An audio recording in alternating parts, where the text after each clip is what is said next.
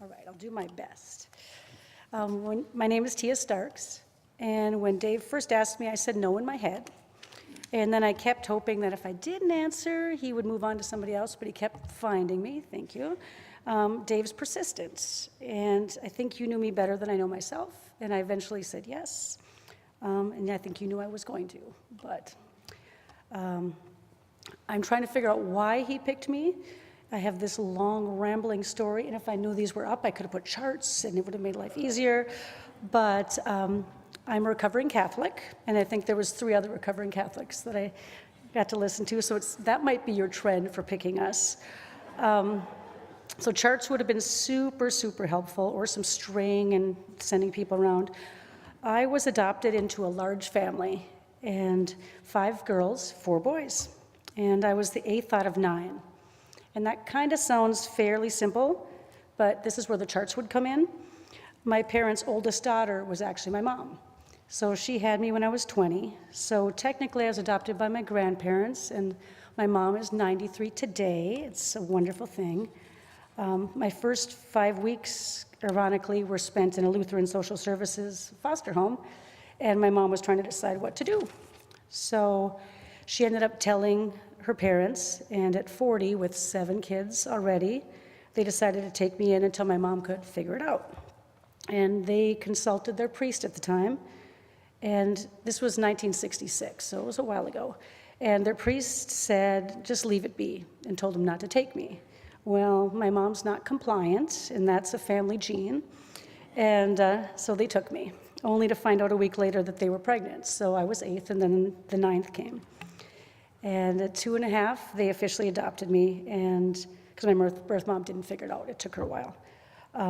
But I grew up in a large, loving, very Catholic family in a little tiny 1,300 square foot house with 1 bathroom and 11 kids, or 11 people. So that was quite something. I don't think families nowadays do that. But in that little house, I learned love, patience, bladder control, and the value of hard work.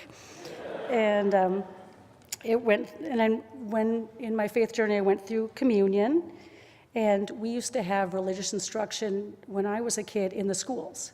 So at 7 in the morning, we'd have breakfast, go to school, break off into the Lutherans and the Catholics and have our religious instruction, and then the rest of the kids would come and we'd have school. And so that's what it is in Eveleth back then. And then confirmation, and we had it was a really great life. It was very simple. We went to church every Sunday. Mom made all our clothes from material that she'd found from scraps from where my dad worked at the shirt factory, and we had no clue. We were really happy. And then I graduated, and that's the next little chapter. And I went off to start school at BSU. And I'm just going to call these my wandering years. So I went to church when I was home, but I didn't really go at school. College really, that wasn't what it was for me. I did try a few radical things like the Evangelical Free Church a couple times, but I never found a home.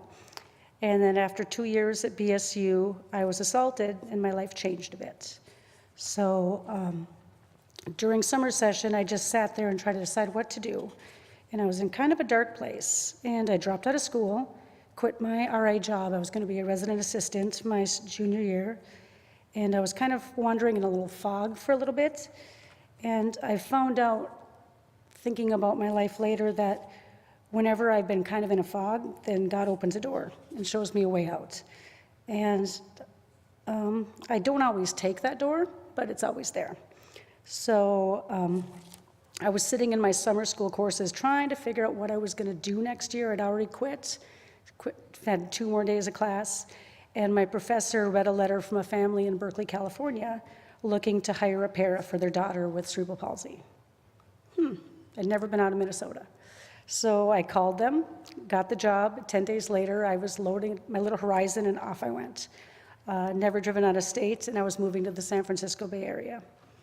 There you go. The next 2 years would be worth another chart, but I worked as a para, I worked at UC Berkeley in the Disabled Students Program. I did a whole bunch of things, learned a lot, loved my life, but I needed another door open. That wasn't where I was going to be. So I saw a little small ad for American Lung Association bike ride across the country. And that's where I met Dave and Kathy. And it's funny that we're all now in this church. But it was a Seattle to Atlantic City bike ride. I accepted the challenge, and 4 months of training and fundraising later, I rode the 4,300 miles, 47-day trip across the country. And during that trip, I also decided that I needed to come back. Go back to Minnesota, face everything, and just start over. So I went back to BSU and finished school. And my college journey wasn't very typical. I realized, as paying for my own way, that if I took 25 credits, any credit after 18 was free. So I finished in 3 years. And so I went back and finished, but Minnesota wasn't full of teaching jobs, and a door opened again. So back I went to California, where I taught in inner city Oakland, and I met my first husband. And I wonder, there's also this little path of kind of being lost and wandering around and making mistakes, and God still loving us. And I think it's another reason he picked me. Because it was my first husband, and yes, I've had 3. And but when I met him, my wandering years were over. The funny thing is, I didn't attend church much until that ended, and I got married. I had the first of my children and decided I needed to go back to church. So I was still religious at that time. I always noticed God everywhere. I thought of him in the beauty around me, in little small kindnesses, and I always tried to live his love. And I knew he guided me, but I wasn't going to church. I think there's a lot of things that are evident through that journey. One was that God opened doors. And but then sometimes I think my personal house is drafty and the doors just kind of open on their own, so I'm not really sure. The next page would be my marriages. 26, I met my first husband, and we were blessed with 2 amazing daughters. And we found a little Lutheran church and spent 4 years there. And when our pastor moved, we church hopped. We were like kind of in a little quandary, and we found a Catholic church. So Katya, my oldest, was baptized in a Lutheran church. Julia was baptized in a Catholic church. And I liked all the people, but it just really wasn't my place. So when I was divorced and I moved back, I found a different path. That'll be the next one. I have a little quote in here, though. Katya, this is the end of our Catholic years. Katya, when she was little, we're walking down the aisle, and Katya looks up and said, there's Jesus as a baby, and there he is, all grown up on the big T. That's my Catholic years right there, right there. So she hates that story. So he's from New York, I was from Minnesota. That just didn't really work so well. So I moved back to Minnesota, and the girls and I found a Methodist church. And we loved all the grandmas, as they said. It was a lot of older people in our congregation. That's where Kira was born, and Kira was baptized. So, yep, I've got a daughter baptized in Lutheran, Catholic, and Methodist. Kind of wandered away. But when I was married to Kira's dad, we were married actually in this church. We were married in St. Andrews. And so when my kids were little, we were in the Methodist church. It was a lot of grandmas. It was wonderful. Everyone was really kind, but I needed more for them as they got older. So we started going to United Lutheran Church in Evlith. So that was moving back, and that's where I've been ever since. That was home. And so then we moved to Grand Rapids, and we joined this wonderful church. And I've been in and out active, depending on what's going on in my life, if I could say that. Church council has been very dear to me. Everybody should try it. You learn a lot. Teaching Sunday school, everyone else should try that. It's a gift. And then working with confirmation, lots of committees. This is my home. I really feel like it is. Let's see, what else did I do on here? So when I think back on my life, it's kind of interesting. I came from parents that were married for 47 years before my dad passed away. And I wish that was my journey. But I know that I sometimes have to learn things the hard way. I know that I can be hard to live with, and God loves me anyway. I know that I can cram too many things into my day, and God loves me anyway. I know I'm always late, and God loves me anyway. And I know that I'd give away anything and help anyone, but I have difficulty prioritizing, and God laughs and loves me anyway. And I also fly by the seat of my pants and think of great ideas, and I try to fit them in, and that drives people crazy, and God loves me anyway. So right now I'm in kind of a wonderful, amazing part of my life. It started 7 years ago, and it's when I decided to pay more attention to my heart and start noticing Jesus in different places.